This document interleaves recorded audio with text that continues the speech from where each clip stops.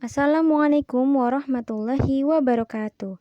Selamat pagi anak-anak, bertemu lagi dengan Bu Hanti dalam pelajaran IPA.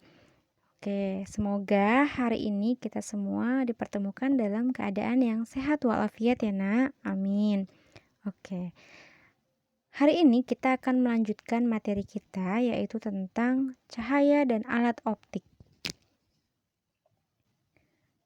Nah, ini dia tujuan pembelajarannya, yaitu peserta didik dapat memahami sifat-sifat gelombang cahaya.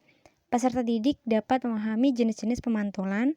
Peserta didik dapat memahami macam-macam cermin dan pembentukan bayangannya. Dan peserta didik dapat menghitung nilai jarak bayangan pada cermin cekung. Oke, kita lanjutkan. Nah, untuk pembahasan pertama, kita akan membahas terlebih dahulu tentang gelombang cahaya. Apa sih yang dimaksud dengan gelombang cahaya? Dan bagaimana sih sifat-sifat dari gelombang cahaya itu? Nah, kita akan bahas ya.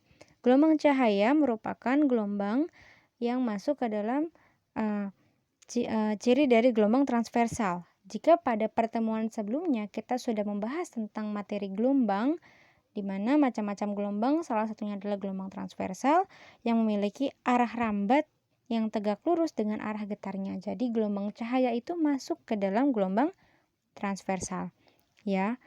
Terus gelombang cahaya memiliki beberapa sifat, yaitu yang pertama cahaya dapat dipantulkan, yang kedua cahaya dapat dibiaskan, yang ketiga cahaya mampu menembus benda yang bening, yang keempat cahaya dapat merambat lurus, dan cahaya termasuk ke dalam gelombang elektromagnetik. Nah, ini adalah sifat-sifat dari gelombang cahaya.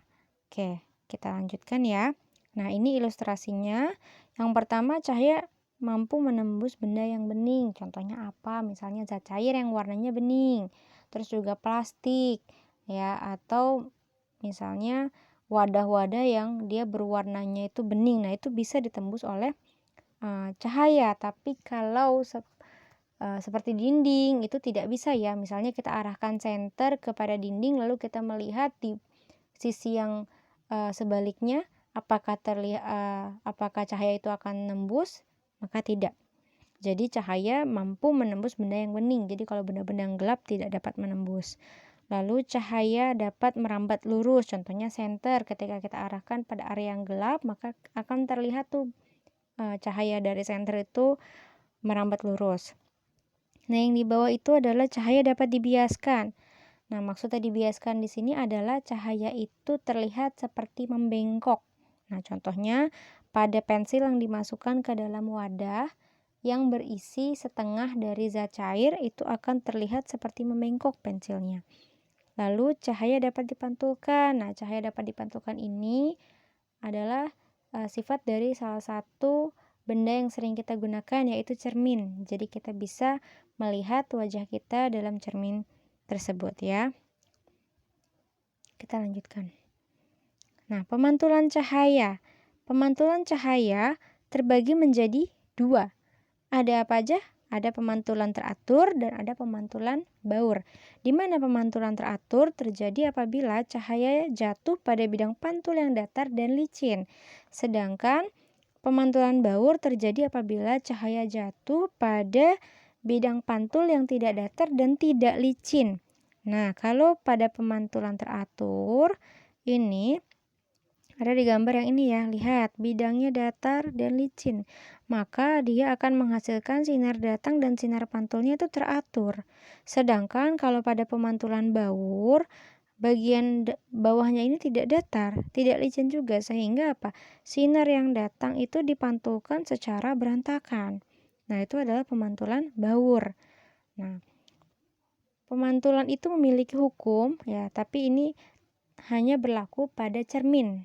Jadi hanya berlaku pada pemantulan teratur. Apa hukumnya? Yaitu hukum Snellius. Ya, hukum Snellius itu ditemukan oleh Snellius yang berisi bahwa sinar datang, sinar pantul, dan garis normal berpotongan pada satu titik yang terletak pada satu bidang datar. Jadi di sini ada sinar datang, ada sinar pantul, ada garis normal dan dia berada di satu titik yang sama di bidang datar tertentu. Oke? Yang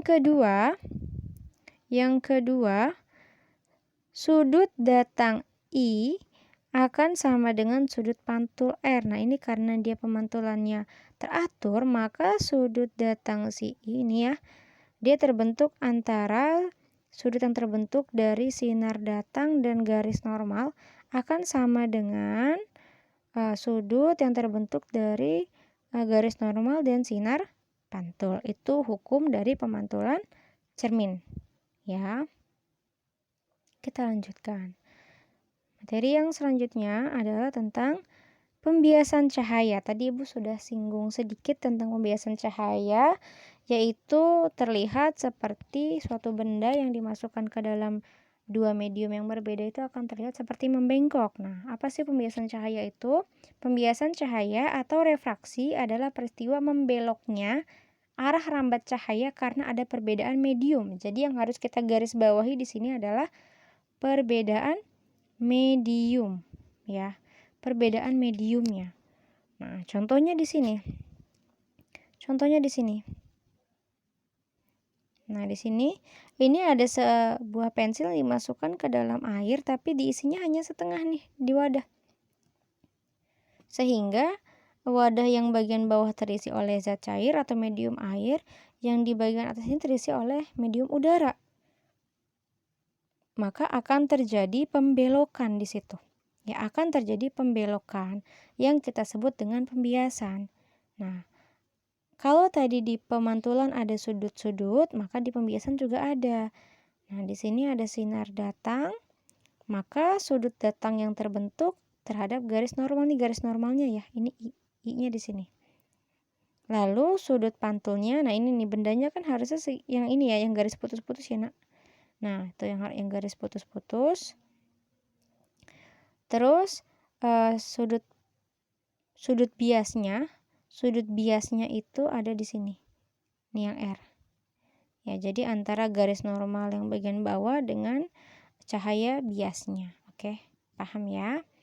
Kita lanjutkan. Nah, kita sekarang masuk ke dalam alat optik. Alat optik yang paling sering kita temui dalam kehidupan sehari-hari. Nah, apa? Yaitu cermin. Cermin itu memiliki beberapa macam. Ada macamnya itu 3 yang wajib kita pahami. Yang pertama adalah cermin datar, yang kedua cermin cekung, dan yang ketiga adalah cermin cembung. Nah, kalau cermin datar, dia yang sering kita gunakan untuk bercermin. Nah, gambarnya seperti ini ya, kalau dalam fisika disimbolkan seperti ini. Ini cermin cekung. Dan ini cermin cembung. Kita lihat dari perbedaan cermin cekung dan cembung adalah kelengkungannya, arah lengkungan, dan arah yang ini nih, garis-garisnya nih. Ya. Kalau di cermin cekung, dia garis-garisnya itu ada di belakang lengkungan. Sedangkan kalau cermin cembung ini, dia ada di dalam lengkungannya ini. Ya. Apa itu garis-garisnya? Garis-garis itu menandakan sinar datangnya. Ya, paham ya? Oke, kita akan bahas yang pertama dulu, yaitu tentang cermin datar. Cermin datar kita gunakan dalam kehidupan sehari-hari untuk bercermin, untuk melihat apakah saat kita ingin berangkat ke sekolah ya, jika tidak jika tidak belajar dari rumah ya, atau saat ingin belajar dari rumah juga harus tetap rapi loh ya, kita berkaca gitu ya, bercermin, oh sudah rapikah saya, sudah siapkah saya untuk belajar. Nah, itu kita akan melihat diri kita atau pantulan bayangan diri kita di dalam cermin. Dan ternyata sifat bayangan dari cermin datar adalah maya, tegak, dan sama besar. Nih ya, maya, tegak, dan sama besar. Apa sih maya? Maya itu adalah bayangannya itu ada di belakang cermin. Nah, ini ilustrasinya nih, Nak. Ya.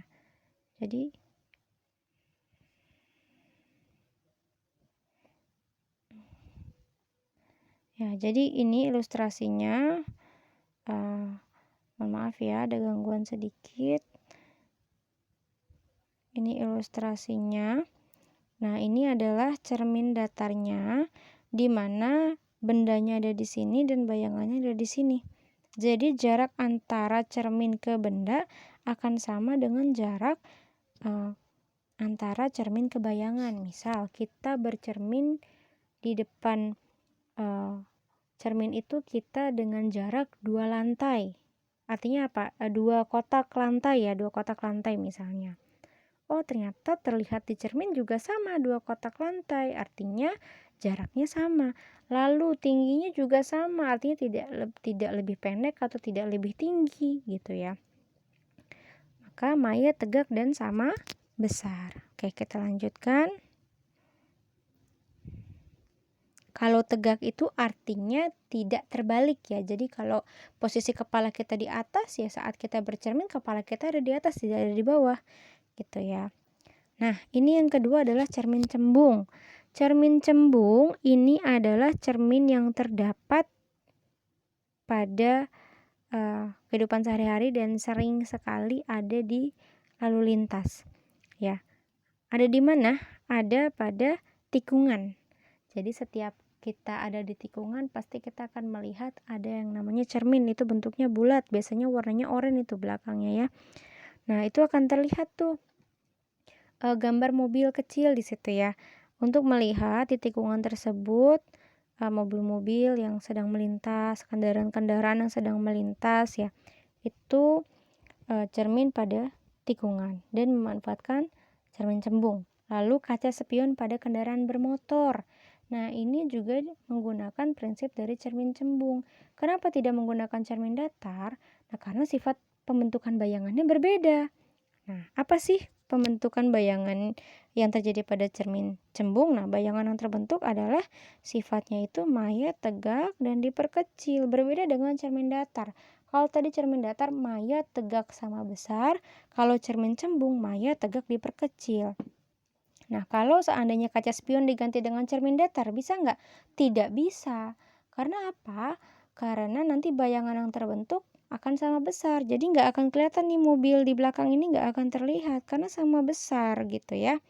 Nah, kalau diperkecil kan maka akan terlihat lebih kecil dari bentuk aslinya. Oke, paham ya? Jadi itu maknanya kita menggunakan kaca spion dalam berkendara supaya kita bisa melihat di belakang ini akan ada kendaraan yang menyalip atau tidak, atau ketika kita ingin mengarah ke badan jalan yang lebih ke kanan atau yang lebih ke kiri, kita bisa melihat ke kaca spion dulu gitu ya. Paham ya? Nah, ini kalau kalian lihat di pembentukan bayangannya, ini adalah benda.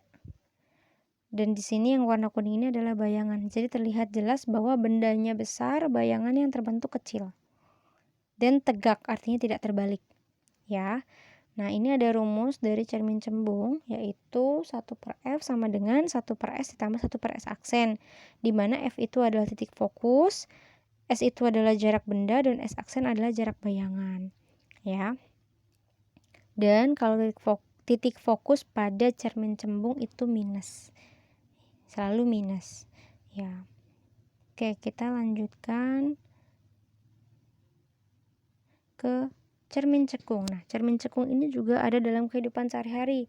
Contohnya pada apa? Pada lampu belajar, pada lampu senter, pada sendok, ya pada slide proyektor yang ada di sekolah, terus pada reflektor mikroskop. Nah, kalau kalian pernah lihat mikroskop, ini di bagian bawah ini ada yang namanya reflektor untuk pengumpul cahaya. Nah, dia itu menggunakan prinsip dari cermin cekung gitu. Ya. Nah, cermin cekung ini sifatnya agak berbeda dengan dua cermin sebelumnya. Kalau di cermin sebelumnya pembentukan bayangan hanya satu, tapi kalau di cermin cekung ada beberapa bayangan. Maka dari itu, Ibu ingin mengenalkan terlebih dahulu kepada kalian tentang ruang-ruang dalam cermin cekung. Jadi ada ruang 1, ada ruang 2, ada ruang 3. Nah, batasnya gimana? Ruang 1 batasnya dari pusat ke fokus, titik fokus. Nah, ruang 2 dari titik fokus ke 2 kali F atau yang biasa kita sebut dengan R, jari-jari kelengkungan cermin. Ya. Oke, terus kalau ruang 3 berarti selebihnya dari R. Paham? Nah, ruang 4 ini ada di belakang cermin. Ya, ingat-ingat nih, karena ini penting sekali untuk kita mengetahui sifat bayangan yang akan terbentuk nantinya. Lalu ada rumus. Nah, ini wajib dicatat juga ya. Rumus dari cermin cekung yaitu mirip kayak tadi cermin cembung, 1/F sama dengan 1/S ditambah 1/S aksen. Tapi bedanya apa? Titik fokusnya positif. Ingat, cermin cekung titik fokusnya positif. Kalau tadi dicembung dia negatif. Nah, di sini ada keterangan F sama dengan setengah R. Maksudnya apa? Oh, si F ini adalah setengahnya dari R. Ya benar ya. Jadi F adalah setengah R. Dan R adalah 2 kali F. Ya, paham ya? Jadi nggak usah terkecoh dari situ. Jadi F itu adalah setengah R dan R adalah 2F sama aja. Lalu di sini ada rumus perbesaran. Jadi nanti kita tahu nih berapa sih perbesarannya, diperkecil atau diperbesar. M, kita gunakan M. Sama dengan mutlak dari H aksen per H, di mana H aksen adalah tinggi bayangan, H adalah tinggi benda. Atau kita bisa menggunakan S aksen per S. Ya. Nah, ini kita akan lihat contoh soalnya seperti apa. Tapi sebelumnya kita akan lihat dulu pembentukan bayangan pada cermin cekung. Ini perhatikan baik-baik, ini sebenarnya mudah. Ya, kita fokus pada gambar-gambar yang ada di sini. Jadi ada 3 gambar yang Ibu tandai, tolong difokuskan kepada kalian. Biasanya dalam gambar pembentukan bayangan ini, kalau dia garisnya nyata, itu adalah benda. Tapi kalau garisnya putus-putus, ini adalah bayangan. Ya, kalau yang di gambar yang kedua di mana? Kita lihat. Ini benda, ini bayangan. Ya. Terus kalau yang di gambar yang ketiga di mana? Ini benda, ini bayangan. Nah, kalian bisa melihat dari situ dan bisa dianalisa sedikit. Nah, kita lanjutkan. Nah, pada pembentukan di gambar yang pertama, pembentukan bayangan di ruang 1. Jadi bayangannya ada di sini, di ruang 1. Maka bendanya di ruang 1, bayangannya ada di mana? Ada di ruang 4. Dapat dari mana ruang 4? Kita gunakan ini pemahaman ya. Jadi ketika kita mau mencari bayangan adalah dengan menggunakan rumus 5 sama dengan ruang benda ditambah dengan ruang bayangan. Ya. Nah, jadi misalnya di sini ruang bendanya 1. Berarti 5 dikurang 1, maka hasilnya akan 4. Paham? Lalu yang kedua, oh bendanya lihat yang bukan garis putus-putus ada di ruang 2. Berarti 5 dikurang 2, maka bayangannya ada di ruang 3. Paham ya? Terus yang ini, bendanya ada di ruang 3. Berarti 5 dikurang 3. Berarti bayangan ada di ruang 2. Paham? Nah, bayangannya itu sifatnya apa aja? Kalau bayangan ada di ruang 4, ya, kalau bayangan ada di ruang 4, ini sifatnya maya, tegak, dan diperbesar. Dari mana maya, tegak, dan diperbesar? Kita lihat. Kita lihat ya. Maya, tegak, dan diperbesar. Ini maya, karena ada di belakang cermin. Tegak, artinya tanda panahnya tidak terbalik. Ya. Terus diperbesar, kita lihat dari bentuk benda awalnya lebih kecil dan bayangannya ini lebih besar. Jadi maya, tegak, diperbesar. Kalau yang gambar yang kedua, pembentukan bayangan benda di ruang 2. Bendanya di ruang 2, bayangannya berarti di ruang 3. Bayangan di ruang 3, bagaimana bentuknya? Sifatnya adalah nyata, terbalik, dan diperbesar. Kenapa nyata? Karena dia ada di depan cermin. Di depan cermin, kalau di sini di belakang. Ya, tapi ini di depan cermin. terbalik. Lihat tanda panahnya arahnya terbalik. Lalu diperbesar, lihat panjangnya beda ya. Lebih panjang bayangannya dibandingkan bendanya. Lalu yang gambar yang ketiga ini, pembentukan bayangan benda di ruang 3. Bendanya di ruang 3, maka bayangannya di ruang 2. Lihat, dari gambar sudah bisa kita lihat terbalik. Oh, ada di depan cermin, berarti nyata. Nyata terbalik, oh bayangannya lebih kecil, berarti nyata terbalik diperkecil. Paham ya? Oke, dipahami baik-baik, diulang-ulang lagi supaya lebih paham. Nanti kalau masih ada yang bingung boleh bertanya, oke? Kita lanjutkan. Nah, ini dia untuk perhitungan cermin cekung. Ini ada contoh soalnya ya. Sebuah benda yang tingginya 4 cm berada 8 cm di depan sebuah cermin cekung. Jika panjang jari-jari kelengkungan cermin cekung adalah 12 cm, tentukan A. Jarak bayangan, B. Perbesaran bayangan, C. Tinggi bayangan, D. Sifat bayangan. Nah, kita tulis dulu yang diketahui apa? Oh, yang diketahui tingginya, H-nya berarti 4 cm nih, H-nya 4 cm. Terus berada 8 cm di depan, berarti jarak. Jarak itu S, 8 cm. Lalu jika panjang jari-jari, oh tadi R sama dengan 2 kali F. Ya, atau kita kalau misalnya kita mau carinya F, berarti F sama dengan setengah kali R. Ya, jika R-nya 12 berarti ini dia fokusnya adalah setengah kali 12, maka titik fokusnya adalah 6 cm. Yang tanya jarak bayangan berarti S aksen. Yang ditanya berarti S aksen. Yang B perbesaran bayangan berarti M. Yang C tinggi bayangan berarti H aksen. Ya, H aksen. Terus yang D sifat bayangannya. Sekarang kita lanjutkan. Nah, ini dia penyelesaiannya. Yang pertama, kita cari dulu jarak bayangan dengan menggunakan rumus yang ini, ya. 1/S tambah 1/S aksen sama dengan 1/F.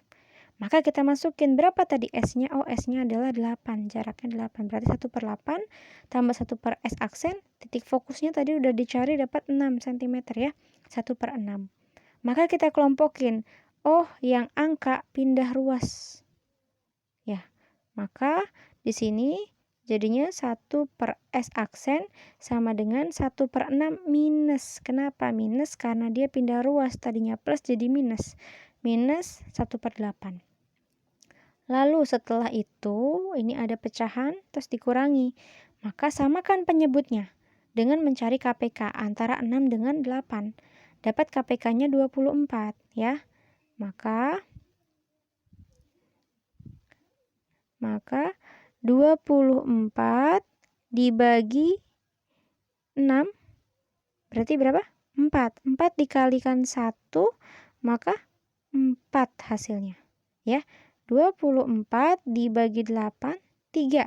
3 dikalikan 1 berarti 3. Maka 4 dikurang 3 adalah 1.